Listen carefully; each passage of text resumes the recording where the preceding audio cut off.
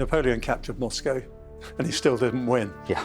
And the fact of life is, when you've got a country as wide as, and I'll say Russia rather than the Soviet Union, Russia, you've got to do a lot more than just capture Moscow and Kiev. That is the key moment. What happens to Stalin if Moscow falls?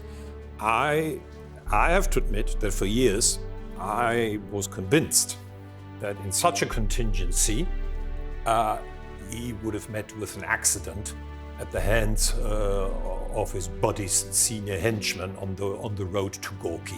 I mean, the time to take him out was when Barbarossa was launched. We simply do not have the resources, we do not have the fuel, we probably won't have enough road-worthy vehicles by this time to do a complete encirclement of Moscow. And hold it. Which is like nuts. Operation Barbarossa is often considered as a key turning point of the Second World War. A combination of overly stretched resources, strategic errors, and hubris saw Germany's invasion of the Soviet Union fail in under 6 months. Despite early advances through the country, Hitler saw Moscow as nothing more than a geographical expression with limited military and strategic value. And in the July of 1941, he made a directive that changed the outcome of the operation. Army groups would split north to the Baltic coast and push south to secure vital resources, leaving the capital as a secondary objective. This used up valuable time, resources, and energy. And when attention was diverted back towards Moscow mere months later, it was already too late.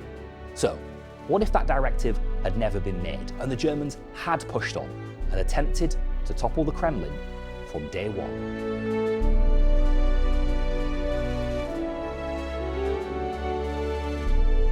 I'm Darryl Morris, this is Times Radio History, and welcome to History Undone, the show where we look at how the briefest of moments can shape our world. Every episode we focus on a different military campaign or a tide of history, and with the help of our experts we ask whether split-second decisions could have changed the outcome and history itself. Today, it's Hitler's decision not to push on and capture Moscow in the early days of Operation Barbarossa. If he had, where would that have left the Soviet Union, Stalingrad, and the wider war?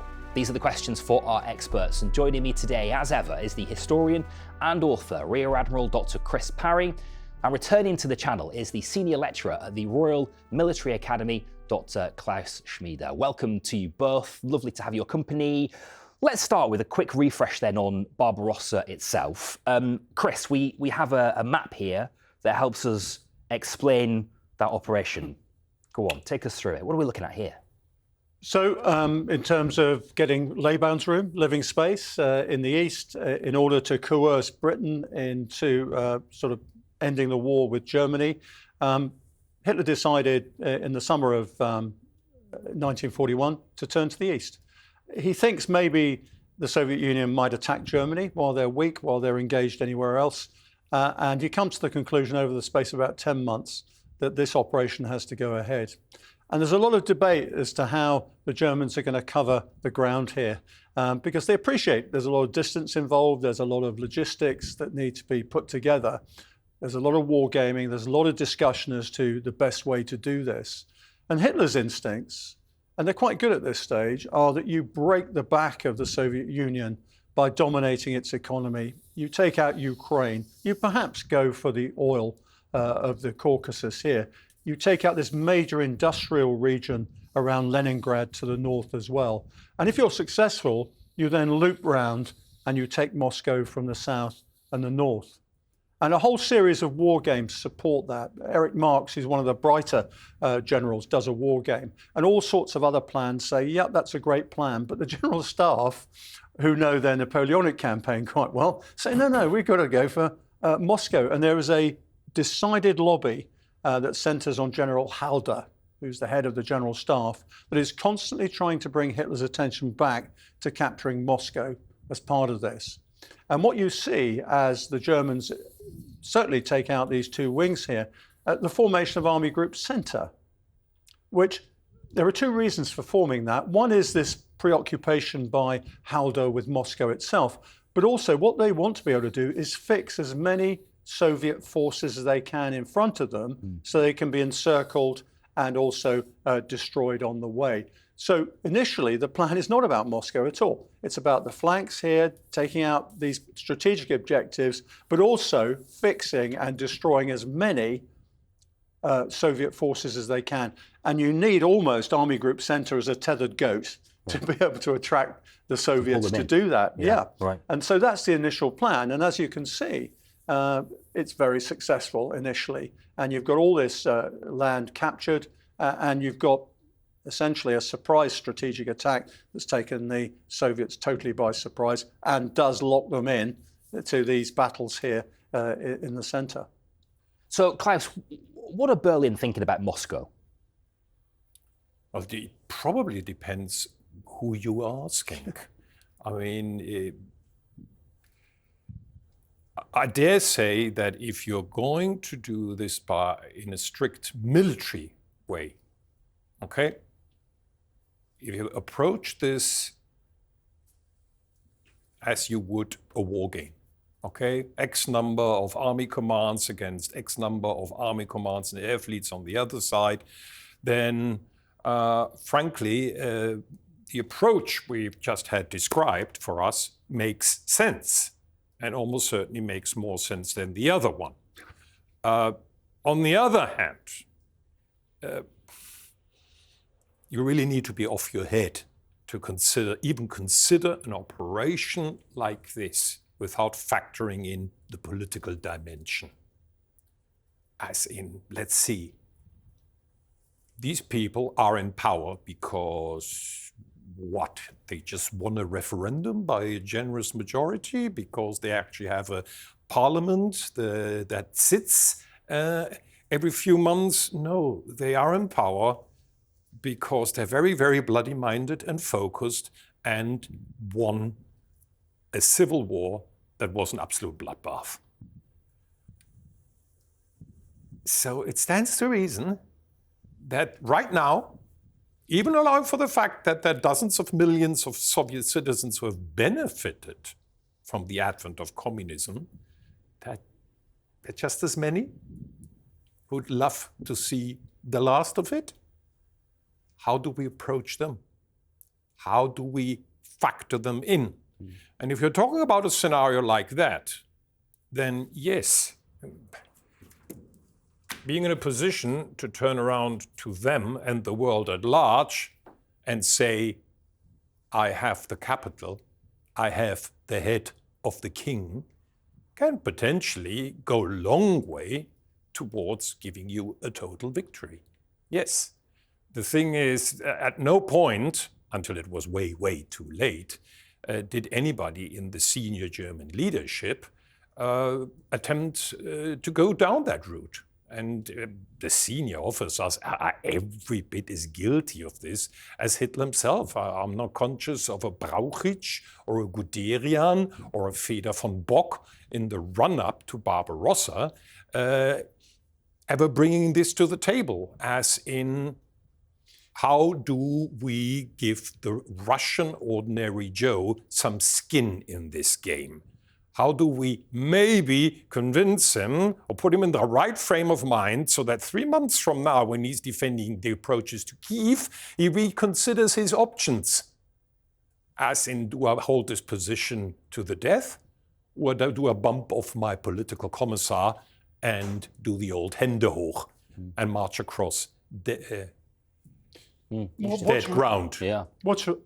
Excuse me. What's really interesting is what German generals said at the time and what they said in interrogations after the war.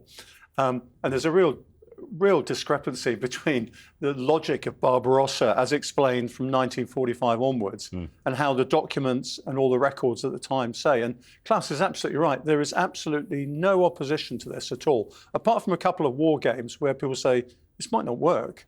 We haven't worked out the logistics, the distances. There's a big issue here, by the way. Look, the Pripyat Marsh. This is a huge block in terms of actually where you're going to maneuver. So that sort of splits you in two directions. And quite a lot of the obsession of the General Staff is about how we put a lot of our forces north of the Pripyat, but leave army group south sufficiently strong to be able to go into Ukraine and do what we need to do there. And you see an increasing focus on this area here to the north of the Pripyat, fixing the Soviet armies, as we've said, and also going north to Leningrad before looping round, which, is a good plan. I mean, there's no question about it. I'm concerned about, what I see in the documents about going for Moscow. I mean, Hitler himself says to the generals very early on, only ossified brains think about going to Moscow in this scenario. Right. He actually says that at the time. And Halder, as I said, who is the villain of the piece here, is constantly bringing it back to this sort of direct route. And there are a couple of documents where people actually say, we're going to repeat the mistakes of Napoleon here if we're not careful. Strategically, would you agree with that? Strategically, I'm all for leaving Moscow alone. Oh, yeah. And I think Hitler's instincts are right here, because if you can actually achieve your objectives here and here, you've got the ability then to come through and do that double encirclement that you want, and you've got every single Soviet army wrapped up in that. And that's the point. You've also got railways here. This area here is thick with railways, and Moscow itself is a railway and road hub. And that's one of the reasons you might want to go for it, actually. But this area here is pretty good for campaigning. And remember, the Soviets aren't organised that well at the moment. Yeah. OK, well, on that, Klaus, before we hone in on Moscow and take a closer look, what are the Soviets thinking? What is Stalin thinking as this is underway? Well, it's... I mean... No, literally words fail you, because this is somebody who is almost certainly a certifiable sociopath. Well, if not psychopath. Who doesn't trust anybody, and yet who is completely hoodwinked by somebody who has as his main political selling point that he is dyed-in-the-wool anti-communist. And in fact, on a number of occasions has made public statements to the fact that one day Germany would need to have it out with the Soviet Union. So somebody like that, he actually ends up trusting. The loyalists from the party, the military, the intelligence services, who would go through fire for him, these are the ones he feeds to the executioners of the purges.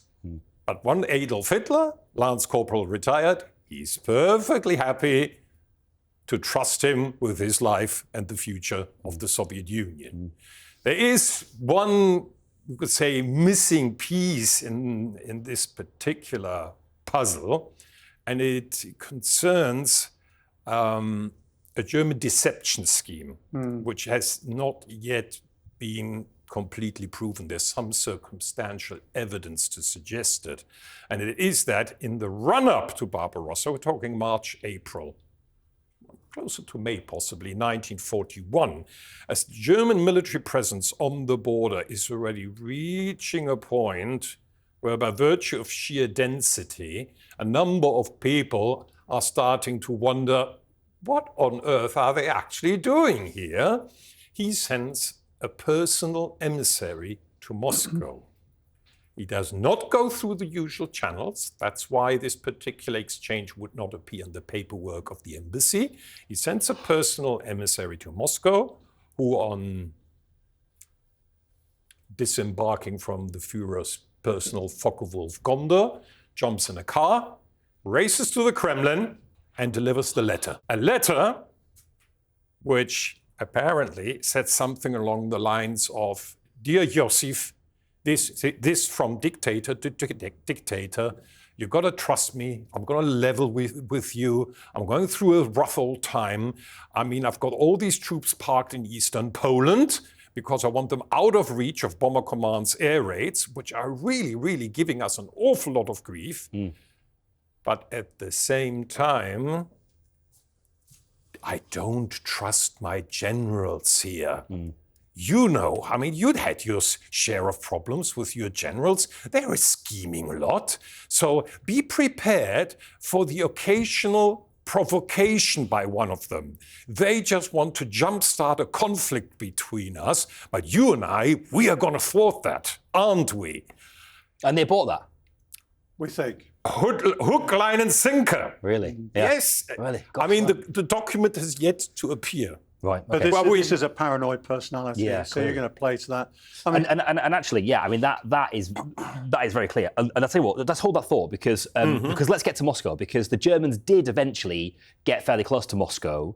Let's zoom in and focus now on that part of the campaign.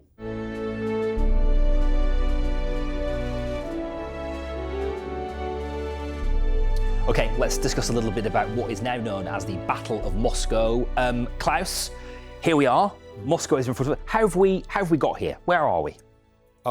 This is the net result of a combined offensive of most armies within Army Group Center in the first 12 days of October 1941, when they managed to destroy half a dozen Red Army commands in this general area. So, Battle of Yasmabryansk, which ends with a tally every bit as horrific for the Red Army as Kiev did just a few weeks earlier. Now, it's important to consider that German generals after 1945 really fell into the habit about having a big old cry about the weather in Russia, about how they were really only defeated by the weather. Well, the weather god in this particular instance was on the side of the Germans. Oh, right. Because, believe it or not, by this time of year you get the Rasputitsa, the heavy rains, which turn most roads into quagmires, and the rains that would bring the Rasputitsa only kicked off a day after the German offensive concluded. Mm-hmm. So, I mean, they have like everything going their way. And it's such a sweet victory that Halder feels that this is really the chance to push for Moscow. Because these armies that have just been destroyed were sitting here with the purpose of defeating any German attempt to even get close to Moscow. we're talking about 600,000 troops eliminated here. Yeah. And the funny thing is that he's not on the same page as his boss. We have just about enough sources to indicate that in the last days of October, first days of November 1941, Adolf Hitler is actually quite happy with the balance sheet for 1941. He does not want a late fall campaign. And he has to be dragged into this one. He's positively browbeaten into accepting the idea, reluctantly, by the Army Commander-in-Chief Brauchitsch and the Army Chief of Staff Halder. And this is something which hasn't really gained widespread acceptance, because we struggle to see 1A Hitler as somebody who is being bullied by anybody. Surely he's the one who does the bullying, not in this particular case. And the culmination of these efforts takes place at a conference at a place called Orsha, to the west of Smolensk, where Franz Halder meets the chiefs of staffs of all the three army group commands and most army commands. He has deliberately excluded the chiefs of staffs of three army commands because he knows that the HQs of these particular formations are in the hands of opponents to the idea of a late fall campaign. So in so many ways, he's already manipulating the idea that is behind the fabled, much praised German concept of mission command. Right. If there's one thing about mission command you can't alter, it's the bit about keep your men informed. Well, here, right now, he feels he has to play with loaded dice. Wow. And the reception he gets is a bit ambiguous. And a number of the officers present actually say, well, I'm not so sure about this. Are you not? I mean, our logistics right now don't seem to be up to it. We've expended an awful lot of fuel and munitions. And he virtually blackmails them into accepting it. He even says, well, come 1942, the Führer might just decide to virtually shut down operations in Russia. Right now, he is casting wistful glances in the general direction of the Mediterranean. Oh, and by the way, every motorized division will need to part with a few hundred motor vehicles because we're short of them everywhere. And this process might actually carry on next year. Right. Oh, and did I mention that part of the Air Force is leaving for the Mediterranean as well? So should we hurry this along or should we not? Right, okay. All the while, and over the course of this period, a little further on from where we are, Chris, but the Soviets have been able to amass many, many more men in and around Moscow. Yeah, I mean, they've had quite a lot destroyed here. As I said, 600,000 of them. Some of them have slipped away, but the Germans themselves have actually lost quite a lot as well, particularly in terms of tanks and aircraft. And what Moscow has a lot of is anti-aircraft batteries and things like that. The other thing that's quite important to remember here is that Stalin has been assured by the Japanese in the Far East that they're not going to attack Siberia or go into the Sakhalin Peninsula. So he's able to bring those divisions that are in Siberia west at any time he likes. And in the initial phases of this, they bring in 2 tank divisions and some rifle divisions. And later on, they have the capacity to generate nearly 18 divisions when the Germans attack with 51 divisions along this line here. What we've got in terms of force power, you've got 3 panzer armies, 3 infantry armies, and a whole Luftwaffe air fleet as well supporting this. So this is quite substantial. But as Klaus says, to get here, it's a long distance, they're running out of supplies, they're not prepared for a winter campaign. That's the key thing. This needs to be over really quickly. The Rasputitsa has happened, where you get lots of rain, and just as it becomes critical, the tanks, which are essentially Panzer IVs, get bogged down. Yeah. And here's the interesting thing. The Russian Type 34 have broader tracks. So they're not only better in muddy conditions, they're also better in snow and ice as well. So the T-34 also has a gun that can deal with Panzer tanks, but the Panzers can't actually hit the T-34s except up the rear, through the engine. Right. It just bounces, their 76mm shells just bounce off. Right. So they've got a real problem in that sense. But initially, the Soviets are really hard put to it to hold the Germans in front of Moscow. And their initial defensive line, which runs from Vyazma here down to Bryansk, is totally overrun, as we've seen. And they form another defensive line further back. And the Germans then prepare to deal with that as well. But before they do that, they think, hang on, we're Germans, we don't always do it like that. And they think, how about we go around? And they put a push in here down towards Orel and towards Tula. And they also put another one up through Kalinin and Klim to try and actually encircle Moscow and approach it that way. Again, the German maneuver mind is thinking about how to do this. So they put that in place. And the Soviets have to counter both of those very quickly whilst holding the line in front of Moscow. And at this stage, they get nearly 250,000 women and children to fortify Moscow, to dig trenches, to actually put emplacements at every street corner and things like that. And it's a massive effect. And the 2 generals involved, Zhukov and Konev, are 2 of the better generals, and they basically organized the defense. There's another issue. Once the Rasputitsa starts, you've got to wait for the ground to freeze over before you can use your Panzers or indeed your T-34s again. So there's a bit of a pause where it's an infantry and air battle when the weather's good enough, and we see a lot of that happening.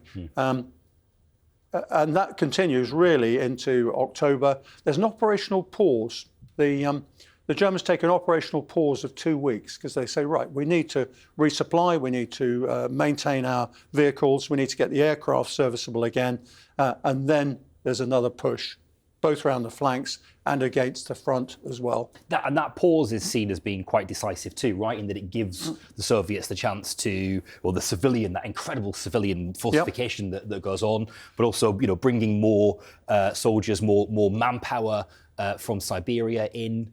Do you sort of see it that way? Up to a point, yes. The thing is, there is no real what if here. The Germans had to pause. I mean, in terms of logistics, they fight this whole war riding roughshods over the very idea of sensible logistics. So even when they finally get moving again for this continuation of Operation Typhoon on November 15th, a number of their formations just stay put. Why? Because they literally do not even have enough fuel for 2 days of operations. So each corps of every army and every army command then peels off and joins the operation gradually, bit by bit, when they reach a point where they have at least 3 days worth of fuel. Right. Only then do they join the operation. It's grotesquely under-resourced, but the idea behind it is, of course, that you catch the Soviet defenders off guard before they are able to bring up reserves, before they start digging anti-tank ditches that are simply too wide for you to cross. Yeah. So there is a certain rationale behind it. Okay, we'll come back to that in due course as well. This period then plays out. All the while, the parade happens in Moscow. Stalin speaks on the 7th of November. They feel emboldened by this moment. The German forces get about 20 miles out. There is a counterattack, and for the Germans, Chris, things grind to a halt. Well, it's more than grind to a halt. They get pushed back quite significantly. What makes the difference is 18 divisions coming from Siberia, which they're able to put into the front line. And you see on both flanks here, these salients being pushed back. I mean, you've got some serious generals involved here. You've got Guderian operating to the south here, for example, with one of the Panzer armies. You've got a guy called Strauss. These are no slouches. These are really good generals. But as Klaus says, you've got this logistics problem. Their operations are totally limited. So in thinking how you were going to do this encirclement around Moscow, who's working out the fuel here? Where are you going to get it from? And this idea that you live off the land is something else. That in winter, of course, is absolutely barking because there's nothing there. The other issue is looking at the way the Germans have supplied themselves, they're not suited for winter operations. Their lubricants, for example, freeze. The Russians, on the other hand, know about this, so their lubricants are actually sorted for this. And we're looking at the coldest winter in the whole of the 20th century when this happens. The Germans say it's down to -40. The Russians say, actually, it was -27.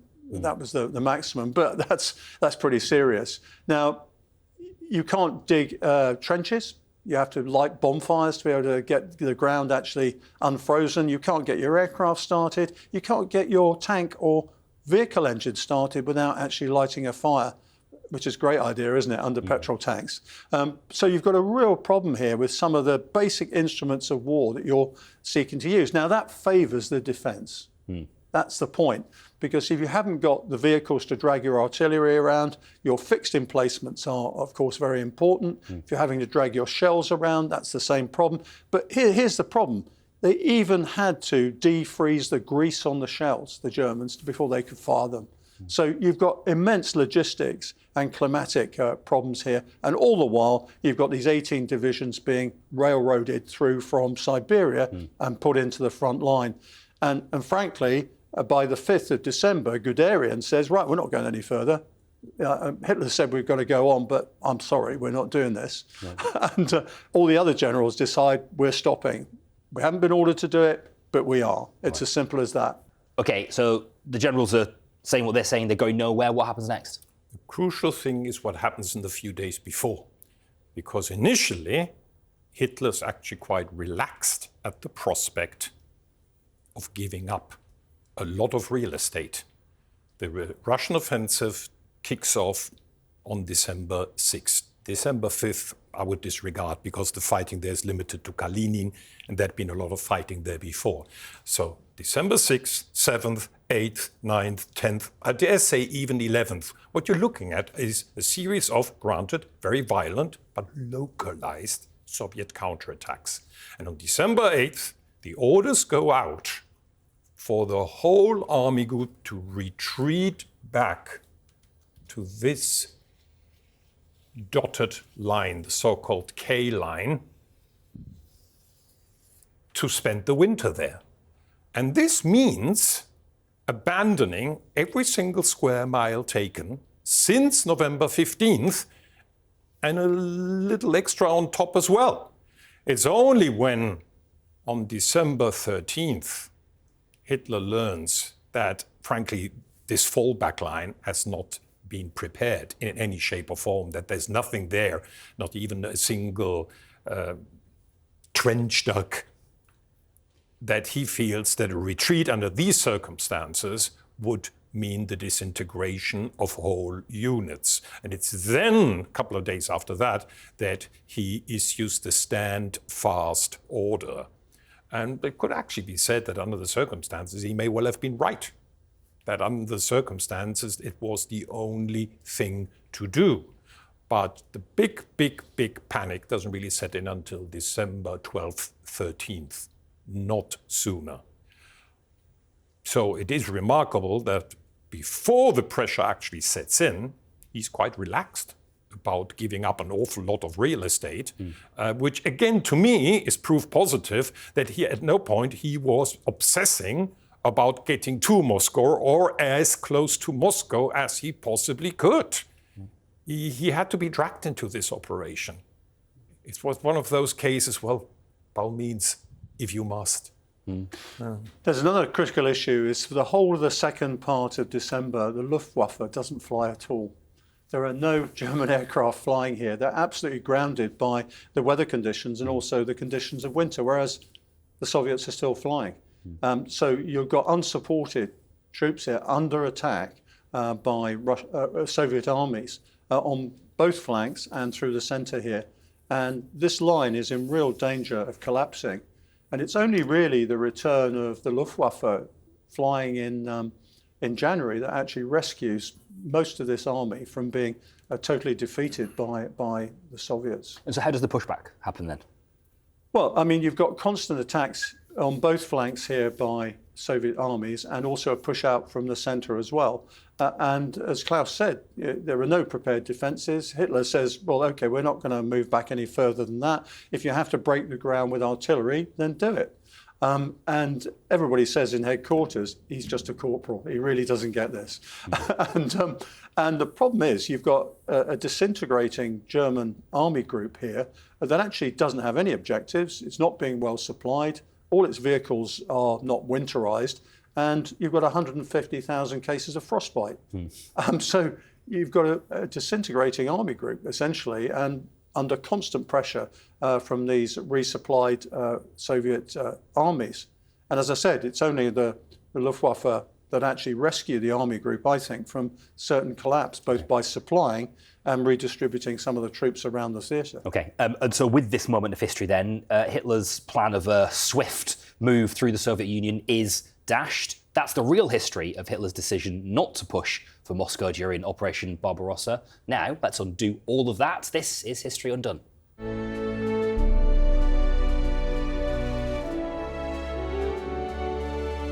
So let's get into what we love doing here on History Undone. Ask ourselves those long-term questions.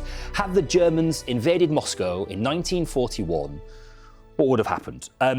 Klaus, let's just start with the timeline then, because there's an argument that if they'd have gone earlier, if they'd have gone June, July, it would have been a much more effective, it obviously wouldn't have hit the weather, it would have been a much more effective and swift operation and would have happened for them. You're talking about an operation that starts in the very first days of August. And by this particular point in time, Army Group Center is completely exhausted and they have the bulk of the Red Army in front of them. This is why the Russians will hit them again and again and again and again in the Smolensk sector throughout the entire month of August. and into the first days of September.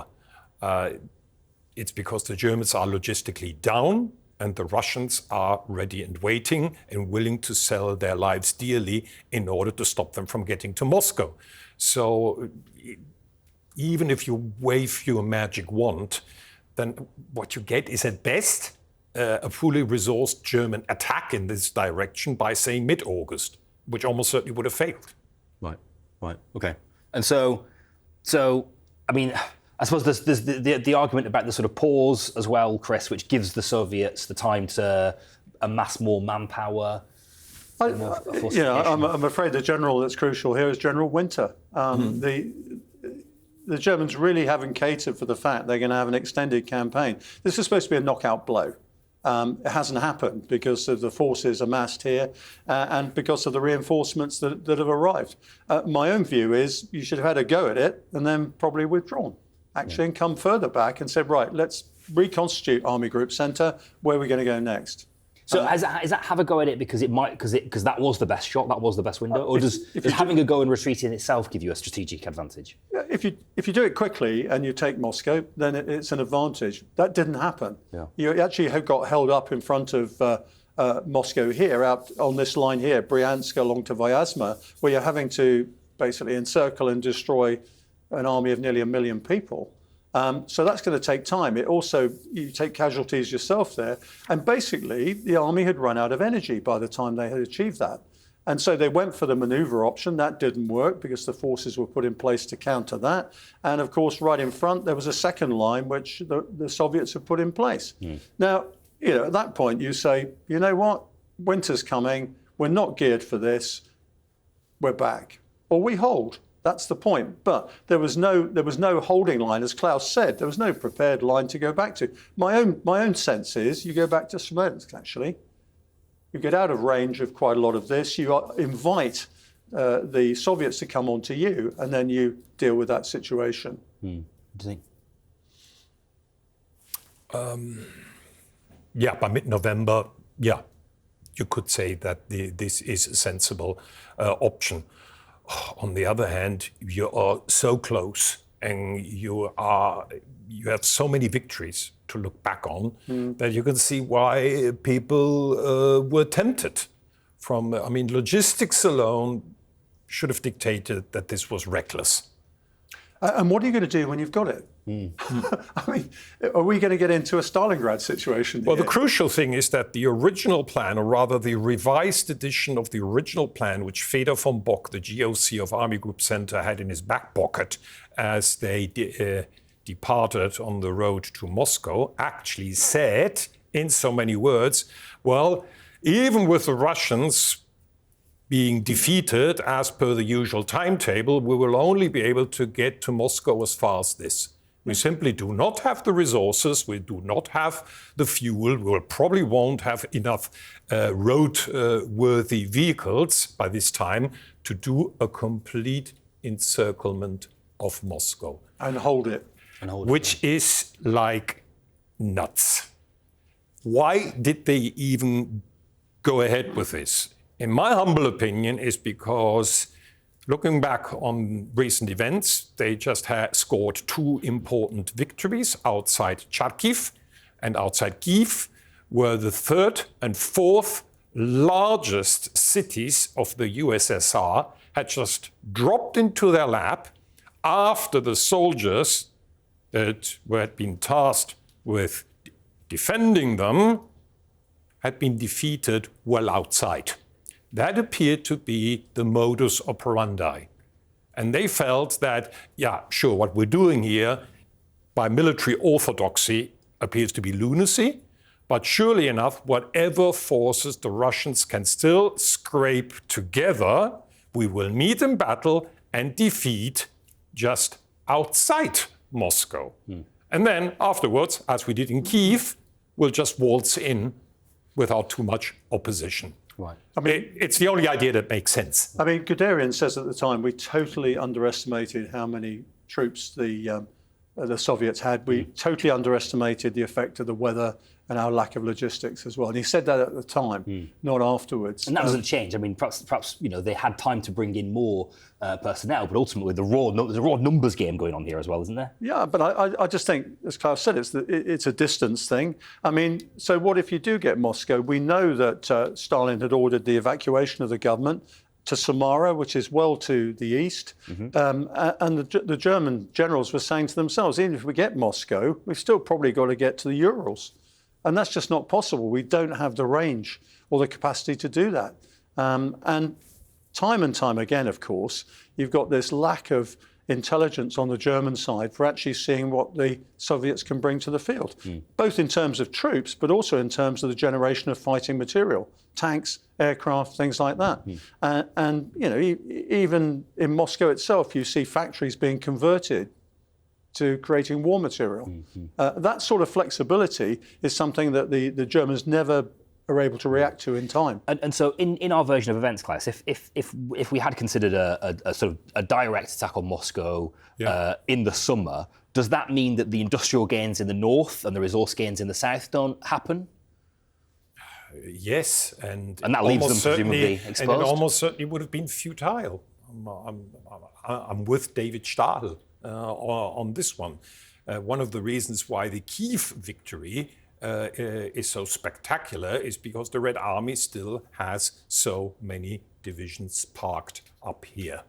And they are caught, you could say, they're wrong-footed, and the Germans decide to go south instead and to do a big pocket here. I mean, it's interesting. Stalin in 1941 thinks the attack's going to be on Moscow primarily, ignores the fact that the Germans go into Ukraine and do Kiev. Following year, of course, he thinks the attack's going to be on Moscow, and of course the Germans go for Stalingrad again. So he's caught on 2 years running. And so far as taking Moscow is concerned, then look, let's consider a version of events where they do. What does that do then for? I mean, that's a major defeat for the Soviets, right? For the Red Army, for Stalin. That's whether it's sort of resource-wise, surely in terms of morale and look to the world. Okay, Napoleon captured Moscow, and he still didn't win. Yeah. And the fact of life is, when you've got a country as wide and I'll say Russia rather than the Soviet Union, Russia, you've got to do a lot more than just capture Moscow and Kiev. Everything goes back to the Urals, and beyond that, you've got resources there. And it's this constant hubristic underestimation of the capacity of the Soviet Union to generate manpower and material that lies at the heart of this. So even if you've got Moscow, then what are you going to do next? Where does the campaign go after Moscow? That's the key thing. And I think there aren't many German generals I've read about that have actually got any idea. Neither has Hitler, by the way. And presumably that sort of fleet of footness, that applies to Stalin himself as well. I mean, Stalin stayed, of course. Perseveres. I mean, that's the thing. That is the key moment. What happens to Stalin if Moscow falls? I have to admit that for years I was convinced that in such a contingency he would have met with an accident at the hands of his buddies and senior henchmen on the road to Gorky. Because this is somebody who has murdered millions of his own countrymen throughout the 30s, all in the great cause of building socialism and making the country great again and building the world's largest armed forces, and it's all been for nothing. He's revealed himself to be utterly useless. He's allowed himself to be hoodwinked like a 5-year-old, and he's responsible for serial military disasters. And I was convinced that losing Moscow would have tipped the scales in some shape. But the other day I had a long conversation with Stephen Kotkin, who is in the process of producing a 3-volume monster biography on the man. And he told me, no, you're wrong. You're wrong. The whole apparatus is so completely custom-made to function only with him sitting at its center as its dark beating heart, he wouldn't have met it with an accident on the road east. He would have set up his government in Gorky or Kubyshev or some such place, and the war would have carried on. Right. I mean, the time to take him out was when Barbarossa was launched. I mean, that was the opportunity when the Politburo went down to see him in his dacha and said, actually, we love you, really. Yeah. That was the time I think he was most vulnerable, to tell you the truth. So in terms of what comes next with the move to Stalingrad, I mean, does the Germans having Moscow change the calculation there? No, because they still need the resources. So you've been successful down in Ukraine so far. Why not push down, get the resources? Of course, it changes if you get Leningrad as well. So do you put once you've got, I mean, my instinct as a military man would be, once I've got Moscow, I'd hold it, and I'd then let the flanks operate for all the reasons that I started the war in the first place. Get the industrial heart of the Soviet Union, get the resources in the south, and start using this real central belt here as the Lebensraum that I've been after in the first place. Right, okay. And, yeah, go on. I'm not so sure myself. I mean, I think we can all agree that even if the Germans had been successful, they would only have ended up holding... That's what I said. That's what I said. 50 miles or so. You stay at Moscow, but this belt here, which is quite fertile, and it's also got all the communications in it. It's got, as I said, enough Lebensraum to fulfill the ideological issue. Meanwhile, you want to go for the resources because you've still got, I mean, bear in mind, I mean, Klaus, by this stage, of course, you're at war with the United States. Yeah, but I mean, unless you've driven the Russians hundreds of miles back into the east, as long as your grip on Moscow is still relatively tenuous, the Russians will be back. Oh, definitely. But that's what I say. You consolidate. And that means that the Germans, in turn, have to hold on to it. And that means pouring dozens and dozens of divisions into this theatre of war. And that means that they don't do Stalingrad, in my humble opinion. So they don't have the resources. It's not the fact that they don't necessarily need what they can get from the Caucasus. It's the fact they just don't have the resource and the manpower. I don't see Stalingrad happening. No. I don't see Stalingrad. Well, again, it's a balance. Well, you certainly don't have Stalingrad, but it's a balance, isn't it? Because on the other side, the Soviets have got to dedicate troops to this as well. So Operation Uranus, have you got the troops for that if you're having to confront here? Yeah. I mean, the key point is, I mean, I agree, Klaus, certainly you're not going any further east than this. You can't, really, until you've consolidated here. And I think in terms of the ideology and in terms of all the economics of it, you've already got the bits of the Soviet Union you want for both, as I said, expansion, but also the resources as well. There is an argument then that the sort of counteroffensive, the pushback at this moment extends right into Eastern Europe, right? Klaus, does that change? Are we looking at a sort of different dynamic so far as the strength and extent to which the Soviet Union... You mean the last 2 years of the war? Yeah.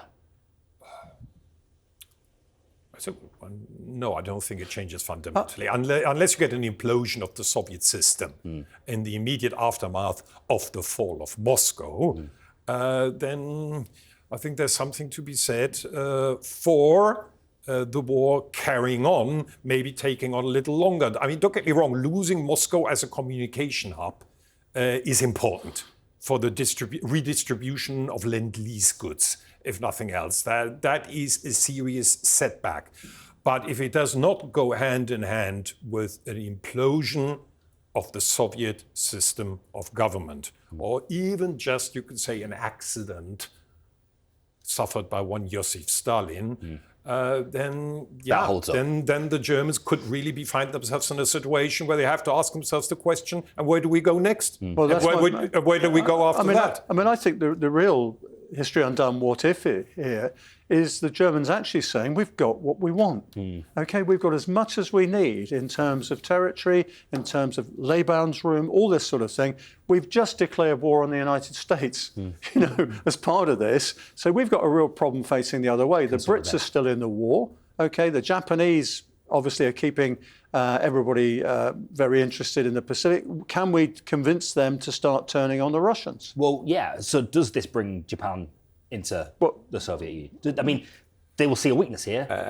The timing is key here. Yeah, exactly. It happens too late. It does. In my opinion, it happens too late. Yeah. And there would have been a few more heated discussions at the Imperial Conference, but on balance, the naysayers would have won out. And Stalin knows from Sorga, this sort of spy he's got in the Japanese camp, that they're going for Southeast Asia. They're not going for Siberia at this stage. But the threat's always there. That's the point. And at what stage will that come in? But my sense is that the real game changer here is the Germans might say, you know what, that's fine. Yeah, okay. We're happy with that. And we're now going to face Britain, and we're going to face America as well. And we've got all the resources. This is classic Mackinder heartland stuff, where if you control the heartland of Europe, you control the world. And I think it would have been very tempting to consolidate here. And as Klaus says, although there would obviously be a huge Russian response, they've been deprived of quite a lot here. And if the Germans have got it and can hold it, then who knows what could have happened. Just really briefly then, so does that change the outcome of the war? You've got an opening. Let's put it like this. Let's go. If the German leadership were to follow your line, mind you, that also means no race down the Caucasus. Just solidify what you have, and just wait for the customers to come to the shop and wait for them to take up the appalling losses you know they will be willing to endure to get Moscow back. Then it has certainly some unsettling potential. Okay. Yes. Okay. It's just that I'm not entirely sure they would still have resisted the pull from the Caucasus, and they might have tried, and they probably would have botched it, if nothing else, because of all the fighting that would still have been going on around Moscow. But if you, at the start of writing Mein Kampf, had been offered this, you'd have said, I'll take that. Okay. That's interesting. Okay, that's probably about as close as we've got to changing the outcome of the war in my time at History Undone, at the very least. Perhaps not quite close enough, but there you are. Fascinating, absolutely fascinating. I'm afraid that's all we've got time for on today's episode of History Undone. My thanks to Dr. Klaus Schmider and to Rear Admiral Dr. Chris Parry for joining me. We are back undoing more history very soon. In the meantime, remember to like this video and subscribe to our channel, Times Radio History, on YouTube. You can also listen to this and follow the show wherever you get your podcasts. Just search for History Undone in your podcast app. Until next time, bye-bye.